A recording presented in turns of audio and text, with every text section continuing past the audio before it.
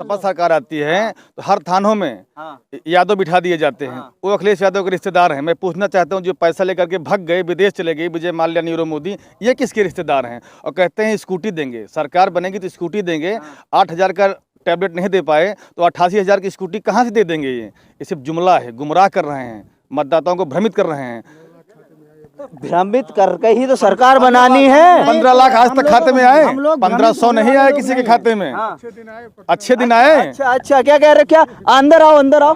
हाँ, क्या कह रहे? अच्छे दिन, अच्छे दिन ये कह रहे थे, अच्छे दिन आएंगे। 15 लाख खाते में आज तक 5 साल बीत गया है, किसी गरीब के खाते में 15 लाख। 6,000 सम्मान निधि तो दिया किसानों को। मीडिया को इस टाइम उठाने का है, क्यों नहीं उठाती इस चीज मीडिया उठा तो रही है। अरे आपके सामने माइक रख तो दिया, आप बताओ। नहीं सर, कहीं नहीं उठाते। 15 लाख गरीब के खाते में कहाँ है? झूठ बोल करके इन्होंने सत्ता में आए। मीडिया आ तो गई आप तक, आपके द्वार तक आ गई। नहीं, मीडिया इस सवालों को पूछे, इनसे पूछे ना।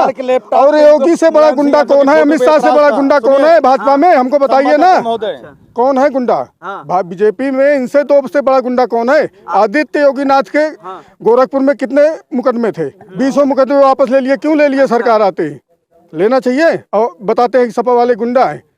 जहाँ सही की बात आती वहाँ नहीं बोलते ये लोग। अच्छा, हाँ, तो वो बता तो रहे हैं। अब तो आप लोगों पर आरोप लगा रहे हैं। वो कौन लगा रहा है? आरोप प्रत्यारोप तो चलता रहेगा। वो हमारे ऊपर लगाएंगे, हम उनके ऊपर लगाएंगे, यही चलता रहेगा। और क्या? वो झूठी पार्टी है, ठीक है, बिल्कुल झूठा। एक से बढ़ उसमें जितना बड़े बड़े नेता हैं टोटल झूठे हैं।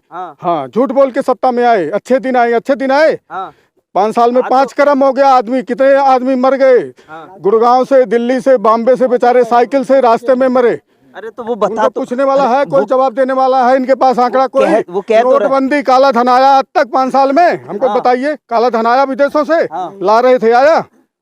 मोदी जी क्या कह रहे थे? काला धन आएगा, आया आज तक? आप मीडिया वाले पूछते हैं उनसे, क्यों नहीं? काला धन कहाँ चला गया? राष्ट्रवाद के लिए काम जनता को परेशान किया उन्होंने। राष्ट्रवाद के लिए काम कर रहे हैं। कौन राष्ट्रवाद के लिए? केवल मुंह से काम कर रहे हैं, कुछ नहीं कर रहे हैं। पार्टी में क्यों मुसलमान के विद्रोह करते? पार्टी में क्यों रखे हुए हैं मुसलमानों को? वोट चाहिए, केवल वोट चाहिए उनको। राजनीति करते हैं। तो राजनीति तो कर ही रहे हैं। हाँ, नहीं तो मुसलमान को क्यों ये वो करते हैं? क्या गुमराह करते हैं हिंदू मुसलमान को? तो पार्टी में क्यों रखे हुए हैं? वोट के लिए नहीं है, वोट चाहिए इनको मुसलमान का। वैसे कहेंगे हिंदू मुस्लिम, ये कोई राजनीति हुई? एक चीज आप ये बताइए। हाँ बताओ। अखिलेश भैया के 18,000 22,000 के लैपटॉप पे मुलायम सिंह यादव, अखिलेश यादव जी की फोटो लगती थी। तो उस पे इनको एतराज था। आज 150 रुपए का रिफाइंड, 70 रुपए का चना, उस पे फोटो लगा करके, नमक पे, रिफाइंड पे, चने पे फोटो लगा करके फोटो लगा सकते हैं अखिलेश यादव? 32,000 के लैपटॉप पे नहीं लगा सकते? सारी योजनाएं फेल है। इन्होंने गड्ढा मुक्त की योजना चलाई थी। आप आ रहे होंगे, आप गाड़ी से ही आएंगे, आपका 4 व्हीलर अगर देखे होंगे जिस रास्ते से आए होंगे, गड्ढा मुक्त दिख रहा है आपको? ये तो आप बताओ ना। आप भी बताए ना, गड्ढा मुक्त हुआ, गड्ढा मुक्त हुआ। योजना फेल। इनकी बोचना की गौवंश है कि गौ माता, गाय को जो है कहें गौ तस्करी बंद हो। आज गौ माता हम यादव हैं, हमसे ज्यादा कौन जो है गौ की रक्षा करेगा? हैं? लेकिन आज स्थिति ये है कि आप चले जाइए जहाँ जहाँ गौशालाएं खुली हैं, इनकी सरकार की योजना फेल है। ना वहाँ उनके लिए राशन है, ना वहाँ उनके लिए कोई भूसा है, ना कोई चारा का उपलब्ध है। अषाढ़ जो है किसानों का खेत चल रहे हैं। तो आप ये कोर्ट सिलाए होंगे ना, जब कोर्ट सिलाएंगे तो इसमें बटन की व्यवस्था की होगी कि हाँ इसको बंद कैसे करेंगे। इनकी तुगलकी तानाशाही सरकार है।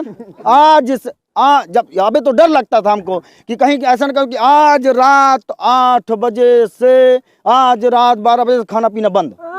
ये डर मोदी जी जब टीवी के सामने आते थे तो यही डर लगता था, जीव ऐसे कांपत रहा था कि कहूँ ऐसा न आज से सांस लेना बंद। हद हो गई भाई, ये तानाशाही तुगलकी सरकार की ये नीतियां फेल हो गई। आज किसान परेशान है। खेत जो है साढ़ एकदम से बेकार, फसल निमोना खाक नहीं मिला, अरहरी दाल आँख में लगाओ नहीं मिलता है। सुन लिया। और क्या कहते हैं, तेल 250 रुपये लीटर सरसों का तेल पहुंच गया है। अब बता दीजिए हम क्या करें?